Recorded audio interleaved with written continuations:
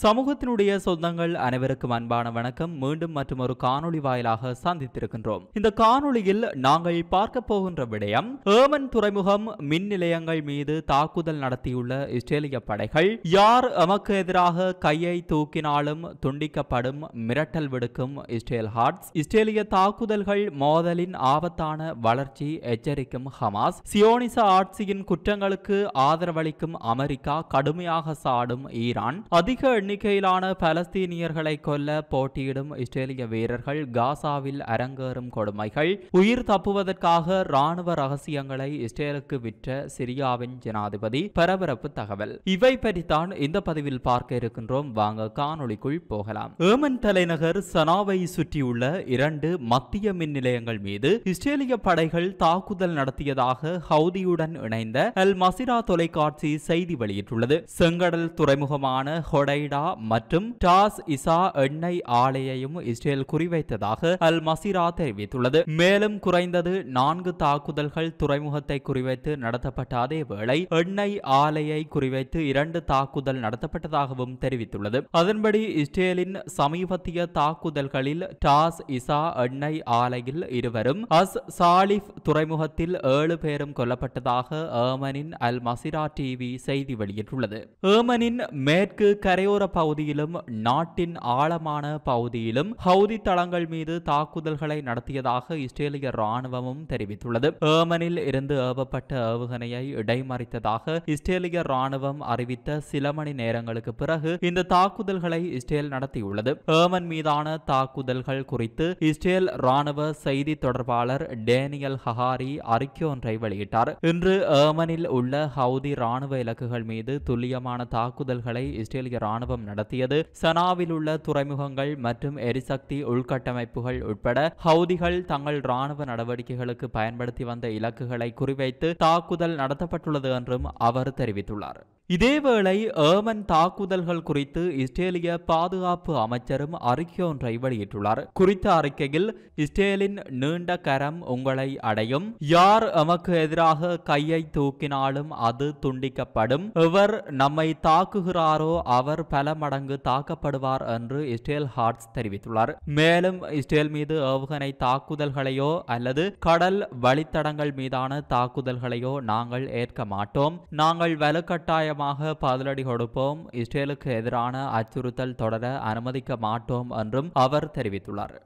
இந்த நிலையில் ஏமனில் பொதுமக்கள் வசதிகளை இஸ்ரேல் குண்டு வீசி தாக்கியதை அடுத்து ஹவுதிகள் கண்டனம் தெரிவித்துள்ளனர். ஏமனில் உள்ள ஹவுதி ஆயுத குழுவின் அரசியல் பணியகத்தின் உறுப்பினரான முகமது அல் புகைதி ஏமன் மீதான சமீபத்திய இஸ்ரேலிய தாக்குதல்களின் ஒரு பகுதியாக அமெரிக்கா இருப்பதாக கூறுகிறார். ஏமனின் மின் நிலையங்கள் மற்றும் துறைமுகங்கள், சிவிலியன் வசதிகள் மீது அமெரிக்க இஸ்ரேலிய குண்டுவீச்சு மேற்கின் பாசாங்குத்தனம் பற்றிய உண்மைகள் வெளிப்படுத்துகிறது என்பதோடு அதன் அனைத்து மனிதாபிமான கூற்றுக்களையும் மறுக்கிறது என்றும் அவர் கூறினார். இந்த தாக்குதல்கள் காசாவை ஆதரிப்பதில் இருந்து எமது குழுவை தடுக்காது என்றும் அல் புகைதி கூறினார். காசாவில் இனப்படுகொலை குற்றங்கள் நிறுத்தப்படும் வரை உணவு, மருந்து மற்றும் எரிபொருள் ஆகியவை அதன் குடியிருப்பாளர்களுக்குள் நுழைய அனுமதிக்கப்படும் வரை நாங்கள் தீவிரமாக எதிர்ப்பு நடவடிக்கைகளை மேற்கொள்வோம் என்றும் அவர் குறிப்பிட்டார். இதேவேளை ஏமனில் இஸ்ரேல் நடத்தியுள்ள தாக்குதல்கள் மோதலின் ஆபத்தான வளர்ச்சி என்று ஹமாஸ் அமைப்பு எச்சரித்துள்ளது. ஹமாஸ் வெளியிட்டுள்ள அறிக்கையில், இந்த விரிவாக்கத்தை மோதலின் ஆபத்தான வளர்ச்சியாகும். எங்கள் பலஸ்தீன மக்கள் சிரியா மற்றும் அரபு பகுதிக்கு எதிரான ஆக்கிரமிப்பின் விரிவாக்கமாகவும் நாங்கள் கருதுகிறோம் என்று தெரிவிக்கப்பட்டுள்ளது. இதேவேளை ஹமாஸின் ஆயுத பிரிவான ஹசாம் படைப்பிரிவு இஸ்ரேல் மீது மேலும் தாக்குதல்களை நடத்துமாறும் ஹவுதிகளுக்கு அழைப்பு விடுத்துள்ளது. ஏமனில் எங்கள் விசுவாசமான சகோதரர்களான அன்சார் அல்லாஹ் சியோனிச அமைப்பின் இதயத்தை குறிவைத்து நடத்திய ஏவுகணை தாக்குதலை நாங்கள் பாராட்டுகிறோம் என்று குழு அந்த அறிக்கையில் தெரிவித்துள்ளது. காசாவுக்கான அவர்களின் உறுதியான ஆதரவை நாங்கள் பாராட்டுகிறோம். மேலும் ஆக்கிரமிப்பு இஸ்ரேல் அதன் இனப்படுகொலை போரை முடிவுக்கு கொண்டு வரும் வரை தாக்குதல்களை அதிகரிக்க அழைப்பு விடுக்கிறோம் என்றும் குறிப்பிட்டுள்ளனர். இதேவேளை ஏமனின் உள்கட்டமைப்பு மீது இஸ்ரேல் நடத்திய தாக்குதலை ஈரான் கடுமையாக கண்டித்துள்ளது. ஈரானின் வெளியுறவு அமைச்சக செய்தி தொடர்பாளர் இஸ்மாயில் பகாய் ஏமனில் சமீபத்திய இஸ்ரேலிய தாக்குதல் சர்வதேச சட்டம் மற்றும் ஐநா சாசனத்தின் கோட்பாடுகள் விதிமுறைகளை முற்றிலும் மீறிய செயல்பாடாகும் என்று தெரிவித்துள்ளார். சியோனிச ஆட்சியின் குற்றங்கள் அமெரிக்காவின் நிபந்தனையற்ற ஆதரவின் கீழ் நடத்தப்படுகின்றன. மேலும் அமெரிக்கா இஸ்ரேலின் சட்டவிரோதம் மற்றும் குற்றங்களுக்கு உடந்தையாக உள்ளது என்றும் அவர் குற்றம் சாட்டியுள்ளார்.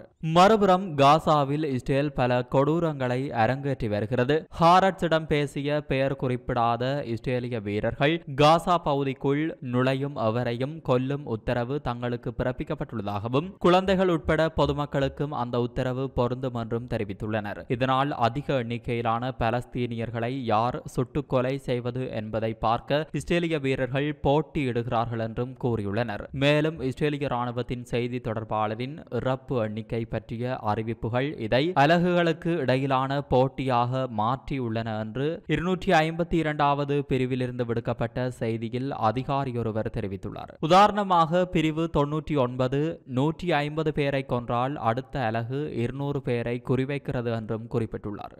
இதற்கிடையில் மனித உரிமைகள் கண்காணிப்பு அறிக்கையின்படி இஸ்ரேலிய ராணுவம் கிணறுகள், நீர்த்தேக்கங்கள் மற்றும் உள்கட்டமைப்புகளை அளித்துள்ளது. மேலும் தண்ணீர் நெருக்கடியை மேலும் மோசமாக்கியுள்ளது. தண்ணீர் மனித வாழ்க்கைக்கு இன்றியமையாதது. ஒரு வருடத்திற்கும் மேலாக இஸ்ரேலிய அரசாங்கம் வேண்டுமென்றே காசாவில் உள்ள பலஸ்தீனியர்களுக்கு அவர்கள் உயிர் வாழ தேவையான குறைந்தபட்ச தேவையை மறுத்துள்ளது என்று HRW குற்றம் சாட்டியுள்ளது. இதேவேளை இவ்வாறான கொடூர சம்பவத்தால் மனித குலத்தை அழித்தொழிக்கும் குற்றத்திற்கும் இனப்படுகொலையின் செயலுக்கும் சற்றும் குறையாத கொடூரத்தை இஸ்ரேல் நடத்தி வருகிறது என்றும் HRW கடுமையாக குற்றம் சாட்டியுள்ளமை குறிப்பிடத்தக்கது. இதனையடுத்து குடிமக்களுக்கு தண்ணீர் கிடைப்பதை தடை செய்வதன் மூலம் காசா பகுதியில் இனப்படுகொலை செயல்களை செய்ததாக குற்றம் சாட்டும் HRW அறிக்கை பொய்கள் நிறைந்தது என்று இஸ்ரேல் கூறியுள்ளது. மனித உரிமைகள் கண்காணிப்பகம் அதன் இஸ்ரேலுக்கு எதிரான பிரச்சாரத்தை ஊக்குவிக்கும் வகையில் மீண்டும் அவதூறுகளை பரப்புகிறது. இந்த அறிக்கையானது திகைப்பூட்டும் பொய்களால் நிரம்பியுள்ளது என்று இஸ்ரேலிய வெளியுறவு அமைச்சகம் ஒரு அறிக்கையில் தெரிவித்துள்ளது.